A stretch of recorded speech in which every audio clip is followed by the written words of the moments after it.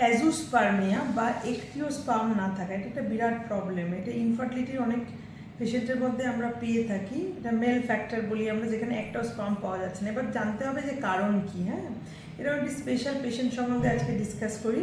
যে পেশেন্ট এসেছিল আমার কাছে, প্রথম তার অ্যাজোস্পার্মিয়া হিস্ট্রি ছিল, তার সাথে আরও একটু প্রবলেমও ছিল। তার স্ক্রোটামের স্কিন থেকেও একটা অদ্ভুত ডিসচার্জ হতো। সে বহু ডক্টর, বহু ইউরোলজিস্ট দেখিয়েছে, অনেক অ্যান্টিবায়োটিক খেয়েছে, বাট কিছুতেই সেইটা ক্লিয়ার হয়নি। এই ইনফেকশন তার ফিরে ফিরে আসতে থাকে।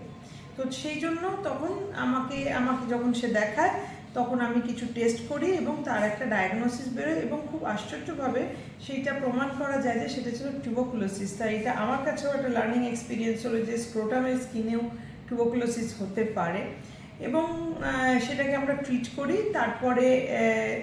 তারপরে কিন্তু অ্যাজোস্পার্মিয়া, তার যে স্পার্ম আসছে না, সেইটাতে অ্যাসেসমেন্ট আমরা করে দেখি। আমি যা দেখলাম যে তার স্পার্ম প্রোডাকশন খুব ভালো, কিন্তু স্পার্ম তার বাইরে আসছে না। তো তাটাকে বলা অবস্ট্রাকটিভ অ্যাজোস্পার্মিয়া, যেখানে রাস্তাটায় কোথাও ব্লক। এর ক্ষেত্রে টিউবারকুলোসিস ইনফেকশন হয়ে এর রাস্তাটা ব্লক হয়ে গেছিলো।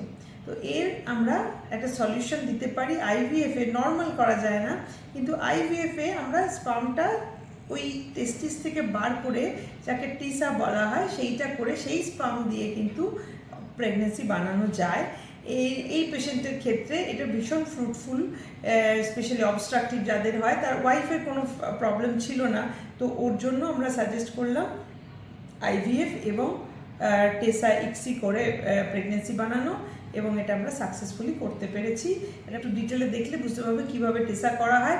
ইউজুয়ালি এটা একটা ছোটো প্রসিডিওর, এটাতে ভয় পাওয়ার কোনো কারণ নেই। এটা জেনারেল অ্যানেস্থেশিয়া বা লোকাল অ্যানেস্থেশিয়াতে করা যায়।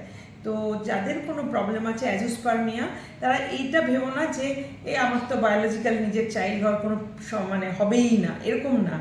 হতে পারে, কারণটা কি জানতে হবে, এবং যদি এটা এরকম ধরনের কারণ হয় যে তৈরি হচ্ছে কিন্তু বাইরে বেরোচ্ছে না, সেই ক্ষেত্রে কিন্তু আমরা সহজেই এই টেসা ইক্সি পদ্ধতির মাধ্যমে কিন্তু এই আইভিএফ করে তোমার নিজের বায়োলজিক্যাল চাইল্ড দিতে পারবো।